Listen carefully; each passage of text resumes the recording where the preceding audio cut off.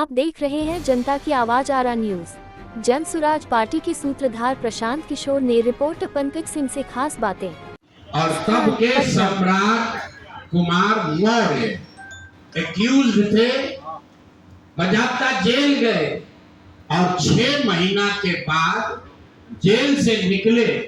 नाबालिग होने के नाम पर इनको जेल से निकाला गया। तो पहले तो सम्राट चौधरी, उनके समर्थक और चार चरित्र चेहरा की बात करने वाले भाजपाई, और उससे भी बढ़कर बिहार में जब भाजपा को, एनडीए को वोट देने वाले लोग, एक बार जरा जान जाइए कि आपका उप मुख्यमंत्री मर्डर का एक्यूज्ड है, जेल में रहा है, और जेल से सिर्फ इसलिए छूटा क्योंकि इन्होंने प्रमाण दिया कि हम नाबालिग हैं। सदानंद सिंह, उनकी हत्या हुई जिसमें ये नामजद अभियुक्त है, जेल गए। अब दूसरी बात सुनिए, जब ये भाई साहब मंत्री बने, बिना विधानसभा विधान परिषद के सदस्य हुए, इनको मंत्री बनाया गया। तो जब मंत्री बने तो इन पर कम उम्र होने का एक केस हुआ जिसकी वजह से इनको बर्खास्त किया गया। ये बात तो सब लोग जानते हैं, और सम्राट चौधरी भी कहते रहे वो मामला तो पुराना है, सब सेटल हो गया। अब क्या सेटल नहीं हुआ है वो हमसे सुन लीजिए। उस केस के पिटीशन में सुप्रीम कोर्ट में लिख के दिया गया कि इन्होंने जब मैट्रिक का एग्जाम दिया, तो मैट्रिक का एग्जाम इन्होंने दिया है सम्राट कुमार मौर्य के नाम से, और सुप्रीम कोर्ट के हलफनामे में यह लिखा गया कि सम्राट कुमार मौर्य उस समय के, इन्होंने इनका एडमिट कार्ड, इनका रोल नंबर, वो सब जारी किया, सुप्रीम कोर्ट के दस्तावेज में है। और बिहार विद्यालय परीक्षा समिति जो मैट्रिक का एग्जाम दे कराती है, इनसे पूछा गया सुप्रीम कोर्ट के द्वारा इनके पढ़ाई के एज के बारे में, क्योंकि मैट्रिक के सर्टिफिकेट को ही एज का दस्तावेज माना जाता है।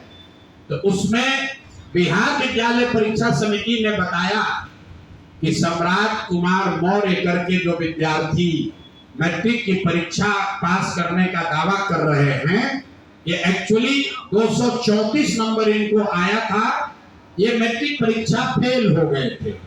ऐसा 12 लाख से ज्यादा रुपया साल 2019 और 20 में जमा हुआ है। अकाउंट नंबर है पंजाब नेशनल बैंक का, नोट कर लीजिए, 141 819 141819। तो अब दिलीप जायसवाल मंगल पांडे जी बता दें कि अगर आपके पास फ्लैट के लिए 25 लाख रुपया नहीं था, जो आप दिलीप जायसवाल से अपने पिताजी के जरिए कर्ज लिए, तो ये आपके पत्नी के अकाउंट में 2 करोड़ 12 लाख रुपया कहां से आ गया? और अगर आया तो इसको घोषित क्यों नहीं किया? और अगर इसको वो बताएंगे तो इसके बाद हम उनको ये भी बताएंगे कि ये 2 करोड़ 12 लाख रुपया किसके किसके अकाउंट से आया है। तो अभी एक बार उनको इतना पर छोड़ रहे हैं कि वही अभी से भी मान ले, जैसे अपना 25 लाख का गलती माने, इसका भी मान ले कि ये 2 करोड़ 12 लाख रुपया कहां से आया है। नहीं मानेंगे तो ये भी उनको बताया जाएगा कि ये 2 करोड़ 12 लाख रुपया इस अकाउंट में कहां से आया है। तो मंगल पांडे जी पर ये पूरा हो गया। अब आ जाइए, दूसरे बड़े नेता हैं यहाँ के सम्राट चौधरी, यहाँ के उप मुख्यमंत्री हैं। भाई साहब नाम बदलने के विशेषज्ञ हैं। कई लोग, पिछली बार हमने आपको बताया था और लोग जानते भी हैं कि इनका नाम था राकेश कुमार, बाद में हुआ राकेश कुमार उर्फ सम्राट चौधरी। ये पूरी सच्चाई नहीं है, इनका ओरिजिनल नाम है सम्राट कुमार मौर्य। पहला नाम इनका है सम्राट कुमार मौर्य। 1998 में इन पर एक मर्डर का इल्जाम लगा।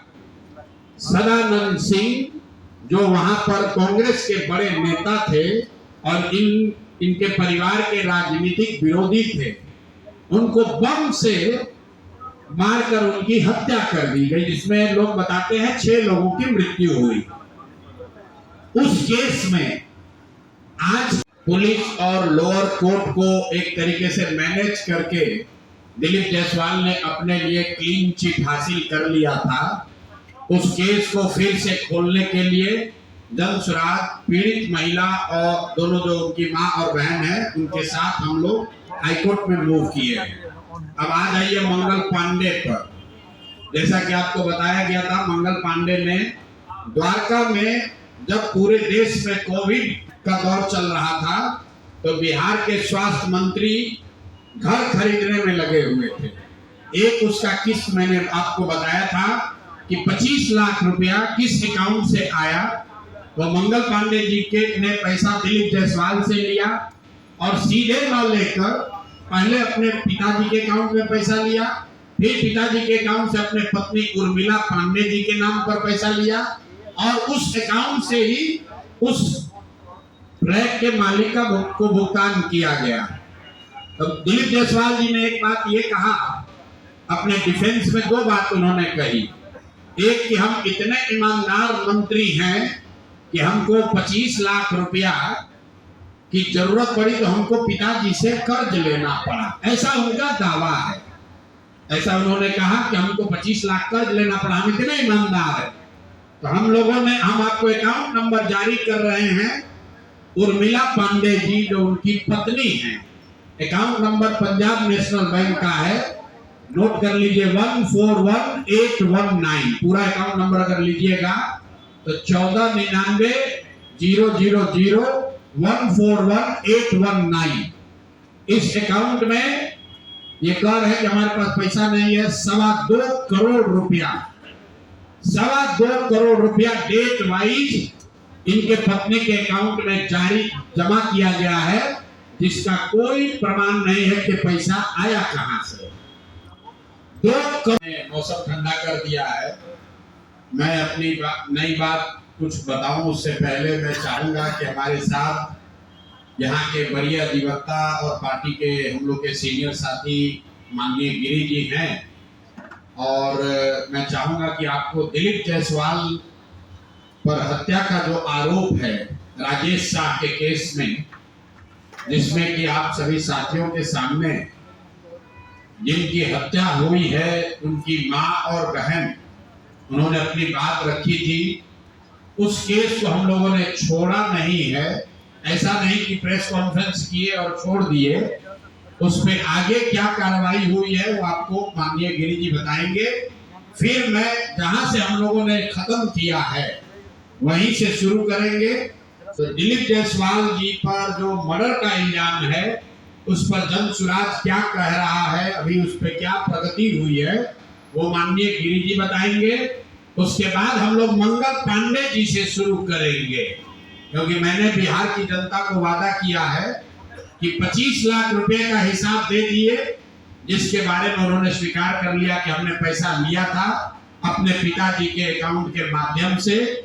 बाकी का अभी तक उन्होंने हिसाब नहीं दिया, तो आगे वो चर्चा होगी। पहले दिलीप जायसवाल जी पर जो राजेश शाह जी के हत्या का आरोप है, जिसमें कोर्ट में मामला विचाराधीन था, उस मामले में क्या हुआ और हम लोग क्या कर रहे हैं उस पर मैं चाहूंगा कि माननीय गिरी जी एक अपडेट दे दें।